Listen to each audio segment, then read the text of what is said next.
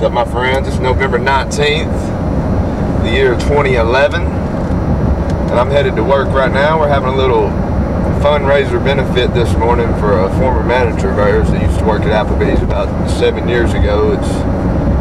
He's been having a lot of trouble the last year with cancer, and it's not really good what's happening, and we're just trying to raise some money, you know, to help his family with what all is going on. I mean, he's had his stomach removed in the last little bit, and like 90% of his colon. It's just, you know, it's one of them really grim situations at the moment. But anyways, I'm headed to work early this morning for the fundraiser, and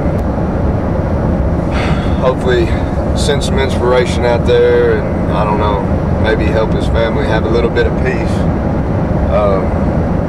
On that note, it's really crazy how, you know, you could find a little bit of cancer in your lymph nodes, and then they could treat it and do all that, and then a couple years later, you know, you go back and you do your checkups, and all of a sudden it's everywhere in your body, and it's just taking over. So obviously, you know, this is happening right now in my family, to my great-grandmother, and it's happening to a lot of people that's connected with every one of us. I mean, it's an epidemic. You know, there is no swine flu epidemic. The epidemic's happening, you know, with all these different type of things and diseases. And we know that. We're aware of it. We just got to get more aware of things that are causing it.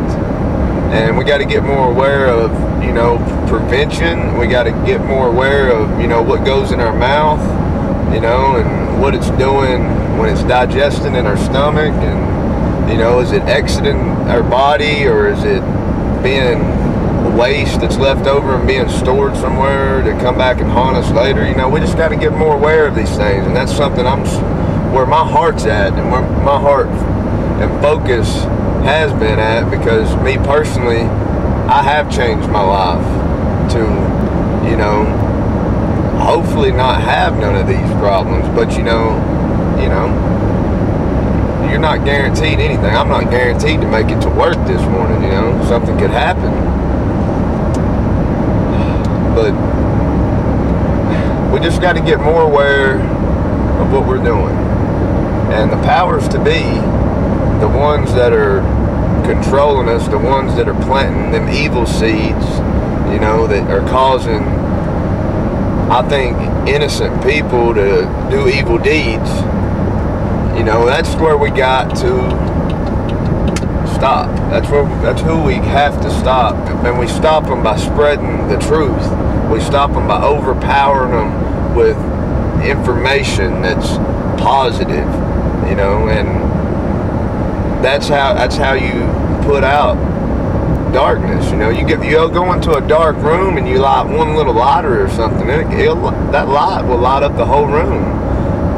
You can't do that the opposite way. Darkness can't put out light if the light's on. It can't do it. So that's what we really just got to spread the awareness on things. And it's real sad when you see a friend that, you know, they took out his whole stomach and colon. I mean, how do you expect him to live much longer after that? I understand that the cancer spread and it took over these vital organs. I understand that. But why are the treatments, it looks like, just gave the cancer fuel, you know, to grow, where the treatments are supposed to treat. Meaning, you know, make somebody feel good. Anytime somebody gives me a treat, it's always made me feel good. It's always made me smile. But our treatments, I've never seen people come out of them smiling much.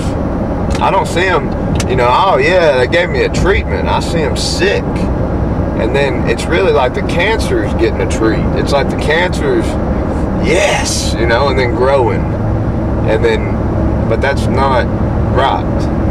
Just because, you know, we got pharmaceutical companies and all this profiting more than anybody. You know, there's no other business in the world profiting. They're not in no recession or depression or whatever you call this. I mean, they're banking right now. But this is where it changes. You know, this is where the real pot of gold will come back. That Midas touch MJ was talking about, you know, the ones a lot of people in the world won't, but they sell their soul. My soul is dedicated to God. My spirit's dedicated to Him. My body, my flesh. I want to do whatever He wants me to do. I want to say what He wants me to say, and I want to have the actions that He would want us to have, which were the actions of Jesus. That's why He sent Him. And that's what I strive every day to do. Am I perfect? Absolutely not. I mess up continually. But that's the hope and forgiveness and moving on and doing right. Doing wrong no more and doing right. Learning, you know, this don't work, so I'm not going to do this.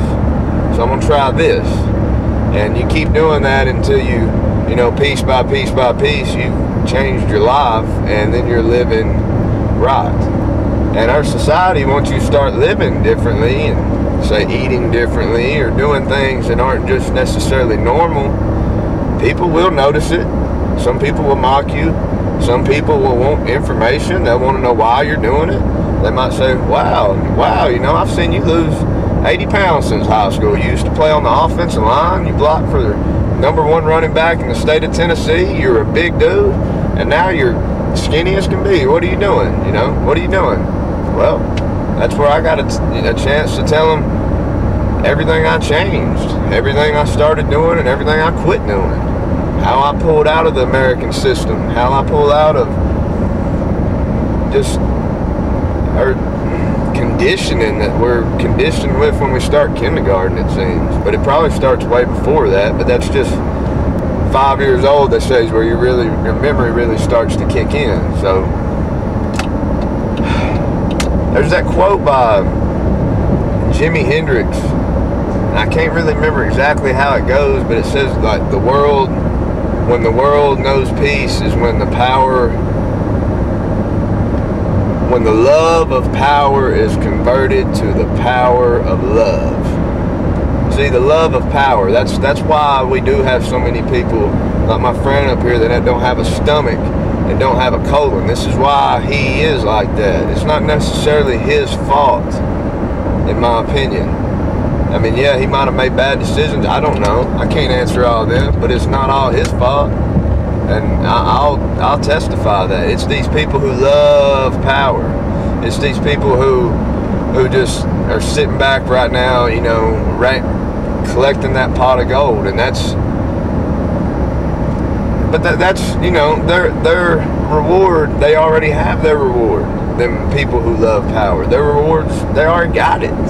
I know I don't have mine yet, and no empty pocket or anything's gonna keep me from getting it, because I'm gonna get it, because I'm gonna give love, and I'm gonna give everything you gotta give to actually get the real gold, the real pot of gold. And it's just the way I feel, and that's the way I believe, and it's the way I live my life. And the more of us that join hands and grow and start spreading the army of love, which we're building, we know it's building. We know that people are waking up. They have to, and it's a process. It's that piece by piece by piece, and I think we're in that last couple pieces. I really believe that, but who knows? You know, maybe it's a little bit longer. Maybe, you know, just a little bit longer. But we're almost there. We have to almost be there. I'm almost at work, so I'm almost done with this video. I appreciate everybody watching, commenting, all the love, like always. I'm having a blast making videos, you know, and if only a few people comment, it's like I said from the very beginning, if I can touch one person, I feel like I did my job. And I feel like that's the only reason I did start making these videos, just to touch one person, because that one person can go touch another, and it can just keep spreading. But thank you. Have a beautiful day. It's beautiful here in Tennessee. Peace and love. And go put on some MJ and dance. Just dance.